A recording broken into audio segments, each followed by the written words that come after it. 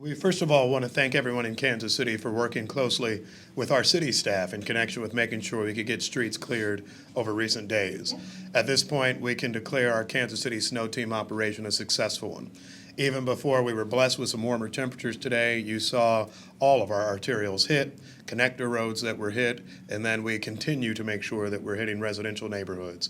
If you have questions about whether your neighborhood needs to be addressed, while we've tried to get everywhere, we know there always may be somewhere else, please call 311 in the city. We'll make sure that we get out there and address it.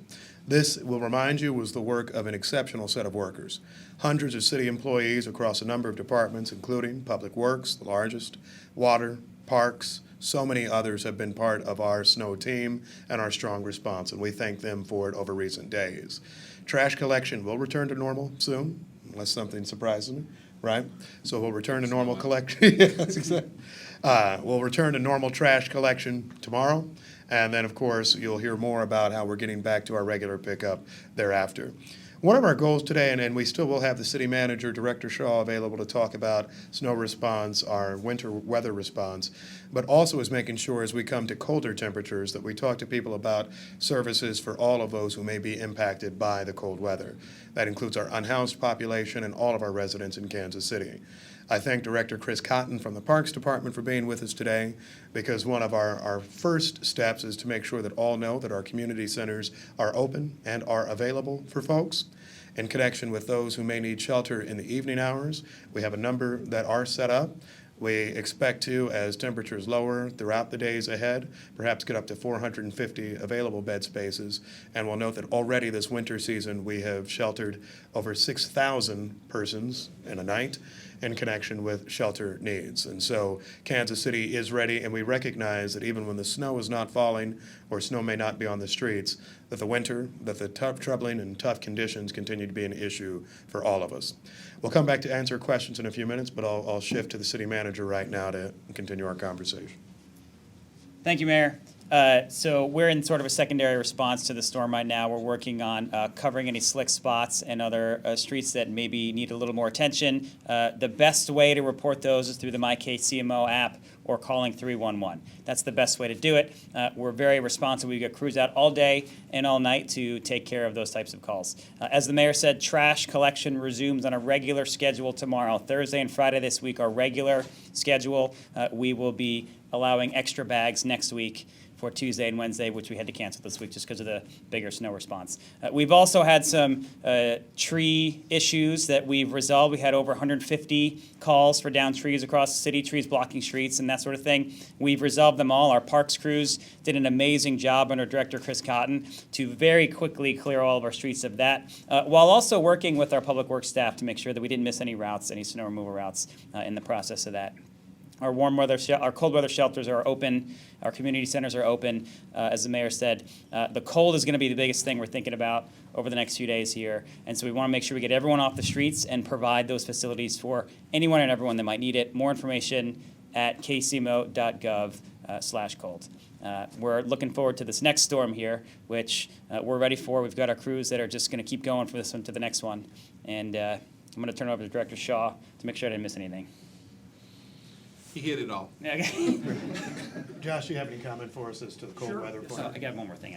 Sorry. I just also want to thank our a lot of our community partners who are helping clean sidewalks and bike lanes and all of the other parts of the city beyond the streets. Hope Faith, Doug from Hope Faith is here. We've got our Cleanup KC team who literally helps clean up our city every day. They've been out all day and night last night cleaning bike lanes and sidewalks in the east side and downtown.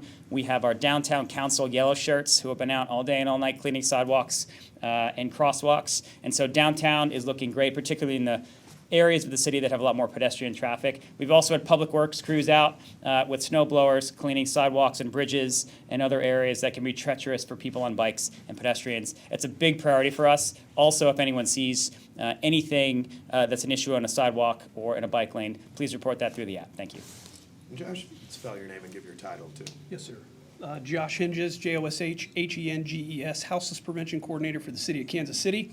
Our cold weather response has been incredible so far. Planning started last February, so we've been at this for a while. Around 18 organizations have been part of the planning process. We've got 8 shelters spread across the city.